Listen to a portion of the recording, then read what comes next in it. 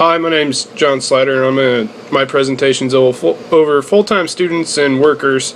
I'm going to try to do this all in one shot, and so if I have to pause a little bit, something's messed up, but work with me because I don't know how to edit on my phone.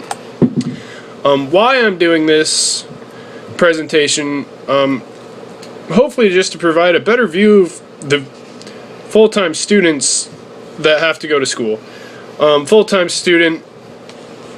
Full-time students that have to go to work, Full-time student is defined somebody that takes more than 12 hours a semester, and full-time workers, of course, is somebody that works 40 hours a week.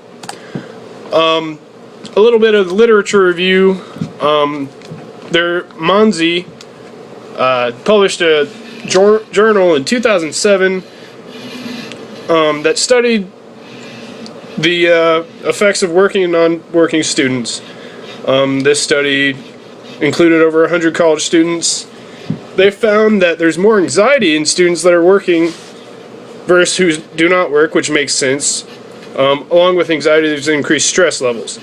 A reason for that is because we have to worry about a whole different set of things included with going to school, like in my case, getting my reports done and getting to work on time and balancing school.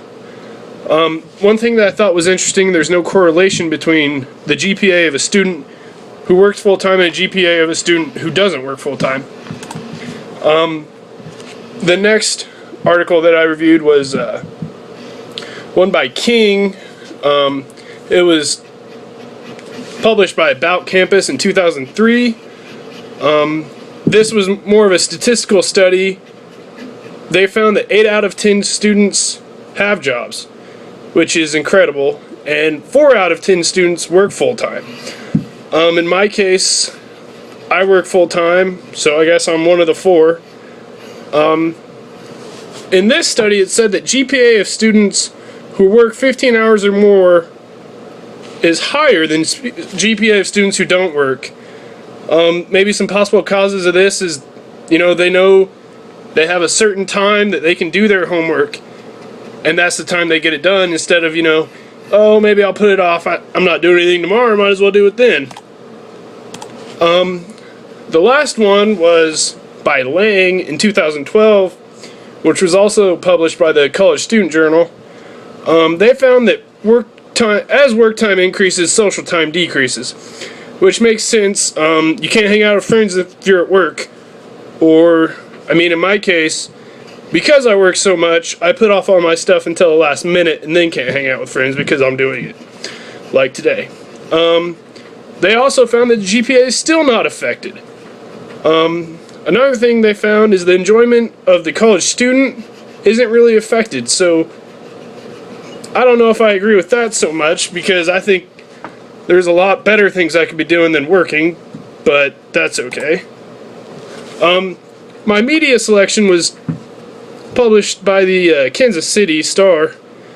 It kind of showed a couple great points about how the traditional college student is changing, how many of them work now and don't have the same, traditional view that it was 30 years ago.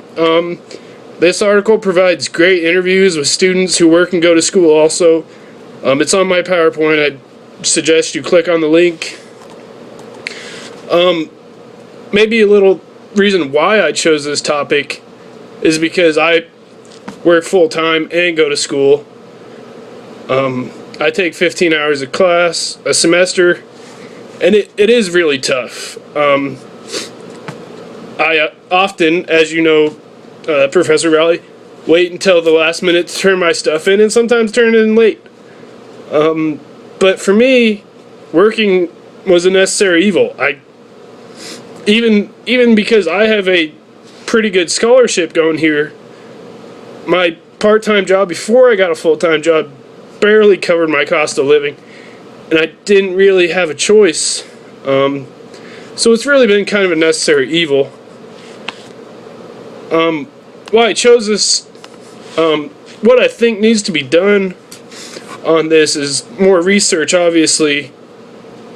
Browsing through the textbook, I couldn't really find much mention of it. I think this is a new problem that a lot of institutions don't even think about.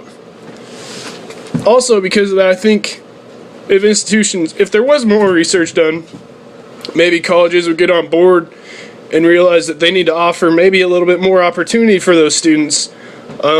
Just off the top of my head, more flexibility for the classes. I know we have night classes, but sometimes it doesn't always work. That's why online classes are really great, for me at least. And I just the overall understanding that some students have a tougher time getting their stuff in, but it's not really their fault. And I guess that really concludes my presentation. Thank you, and I hope I get a good grade on this.